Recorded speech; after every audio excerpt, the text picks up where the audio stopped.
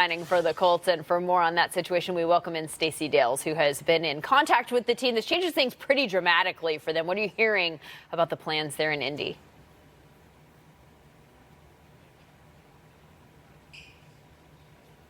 This team is ecstatic. Position of Phillip Rivers. Talking to the source I did this week, there's two parts to this thing. Number one, they feel this was a unique situation. They love Jacoby Brissett, great guy in the locker room, and really a good performer on the field for the most part.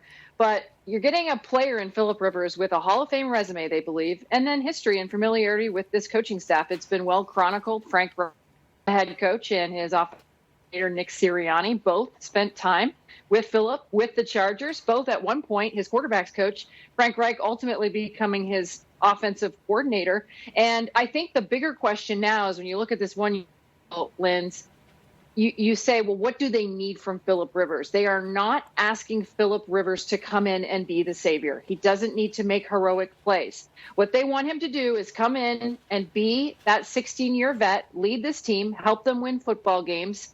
And certainly they believe he has a whole lot left in the tank season. And so that's what they're going to seek out of him. And I think, understanding they have to surround him with talent at the skill positions. Chris Ballard, the GM, to tell you, who's, by the way, done a fantastic job creating this foundation in Indy.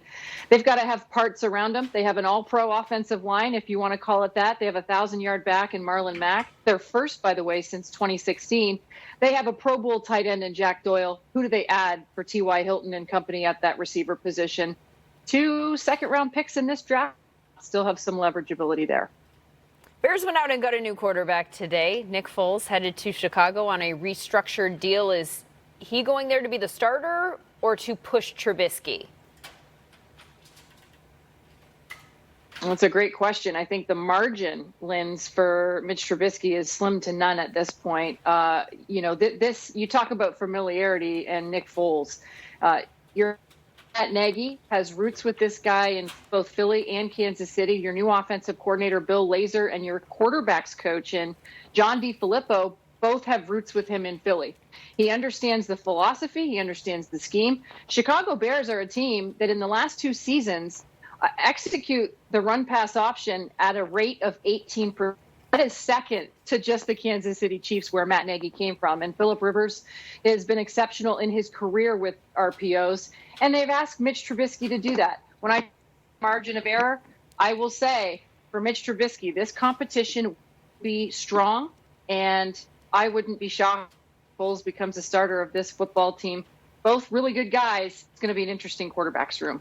Doing TV in the age of coronavirus, we've got some technological kinks to work out. As you can see, a lot of quarterback news today, Stacey. As for the other side of the ball, there is one pretty big name still available. Go to war, fellas.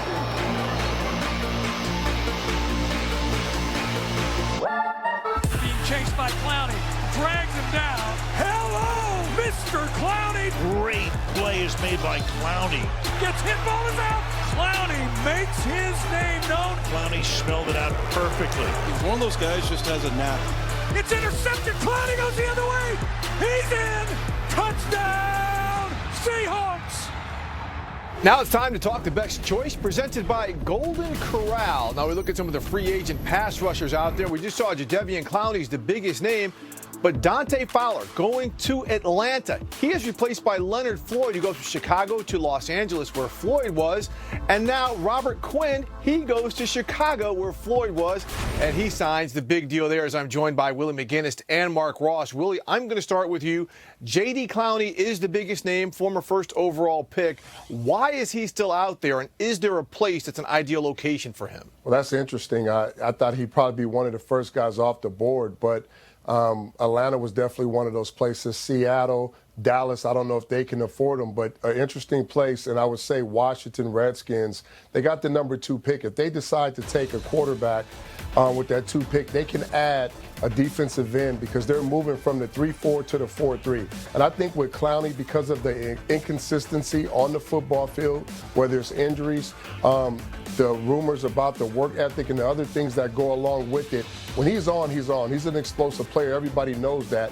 But you just don't get that in large large samples, a good coach, Ron Rivera, somebody that's going to demand him to work, his work ethic, hold him accountable, somebody that he's going to respect, and be able to put him in position with other guys like Montez Sweat, Ryan Kerrigan, Jonathan Allen, guys that he can rotate and give him multiple reps but not wear him down, I think it'll be a good spot.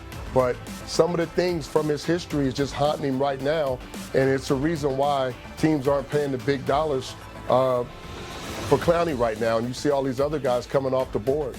Yeah, very interesting scenario you just laid out there for us, Willie. Mark, I mean, kind of absorbed that.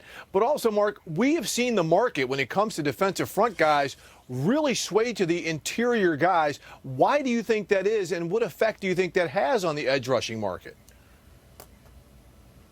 Well, Steve, you've heard about when preparing for the college draft, setting the draft board. Well, you do the same thing as far as free agency, where you set your free agency board with the players with the most value at the top who are going to command the most money, the second tier and the third tier. So it seems like the teams this year have valued the defensive tackle position much higher than the defensive end position, probably because their scouts value them as better players and worth more money.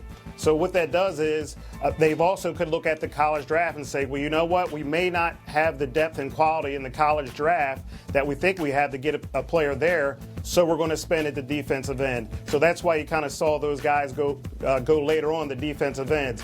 Also, it's the Aaron Donald effect, where you see the impact he has as an inside pass rusher as opposed to the outside rusher, and teams say, you know what?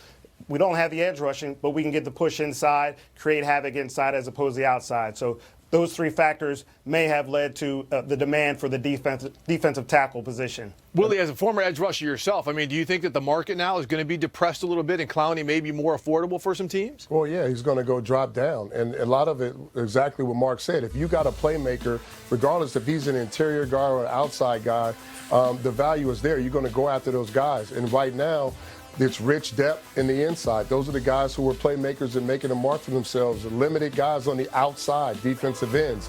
And if there's questions about a guy as a defensive end, if you're going to pay that much money, what are you going to get from him?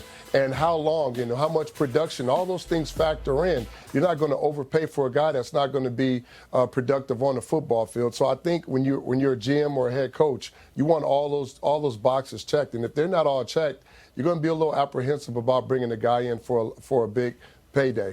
All right, good stuff, guys.